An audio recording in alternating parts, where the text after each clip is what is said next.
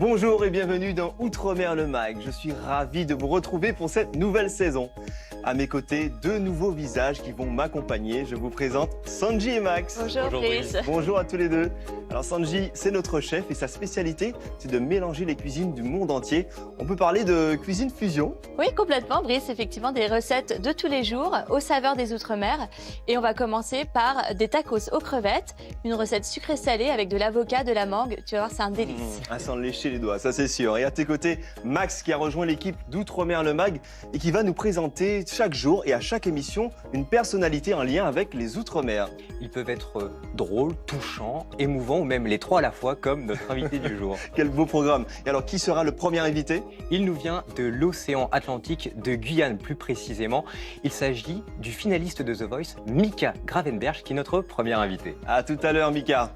Au programme aujourd'hui, je vous propose de faire la connaissance de Yann en Nouvelle-Calédonie. Il est fan de rodéo et monte aussi bien les chevaux que les taureaux. Puis nous irons en Polynésie, aux Marquises, pour découvrir la fabrication d'un tissu à base d'écorce, le tapa. Mais tout de suite, je vous propose de partir dans la vallée escarpée de Takamata, à La Réunion. C'est à couper le souffle.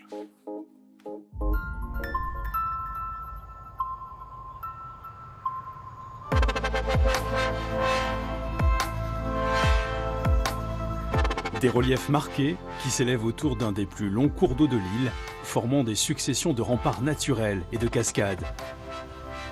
Un paysage grandiose qui forme la vallée de Takamaka.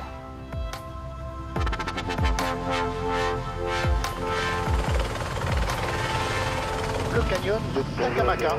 Et on va se diriger jusqu'au grand étang et ensuite on remontera ce canyon avec les cascades d'eau de Takamaka. Tout ça, c'est le travail du piton des neiges, suite à un effondrement il y a quelques millions d'années. Le nom de la vallée vient d'un arbre très résistant qui y pousse en abondance.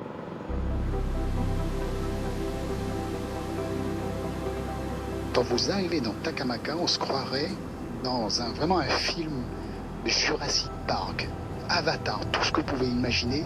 On se sent vraiment happé par ces reliefs, ce canyon. Étant réunionnais, je pense, et ça c'est mon avis personnel, un des plus beaux sites à survoler en hélicoptère. Mais là où c'est beaucoup plus extraordinaire aussi, quand il y a des grosses périodes de pluie, vous avez ces cascades qui sont en crue, des cascades en crue vraiment impressionnantes, une quantité d'eau vraiment incroyable. Et ça, c'est vraiment magique.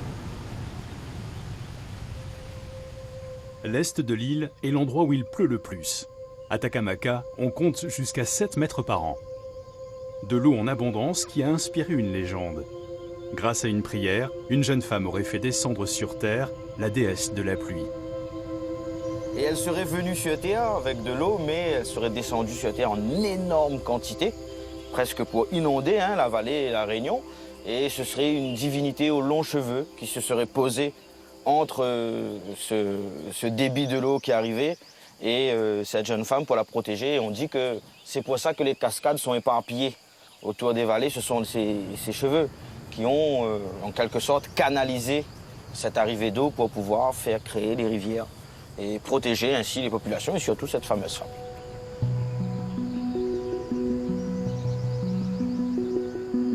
Patrice et Eric aiment se promener dans les hauteurs de Takamaka. C'est ici, sur la rivière des Marsouins, que se trouve la première usine hydroélectrique de l'île. C'était la fin de l'énorme pétrole.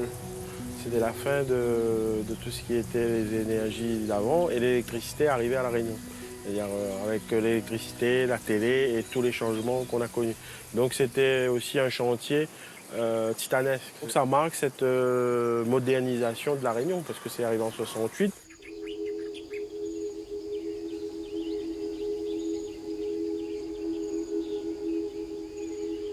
Cette vallée est un refuge pour de nombreux oiseaux réunionnais. Si on tend bien l'oreille, il y a beaucoup d'espèces. Là, on a entendu, je pense, des tec-tec. Ce qui est génial ici, c'est le chakwat. C'est un oiseau endémique. Et quand on arrive à peu près vers 5h30, quand le soleil va se coucher, il va venir autour pour vous prévenir que le soleil couche. qu'il serait temps de se mettre à l'abri. On arrive ici, c'est le dépaysement.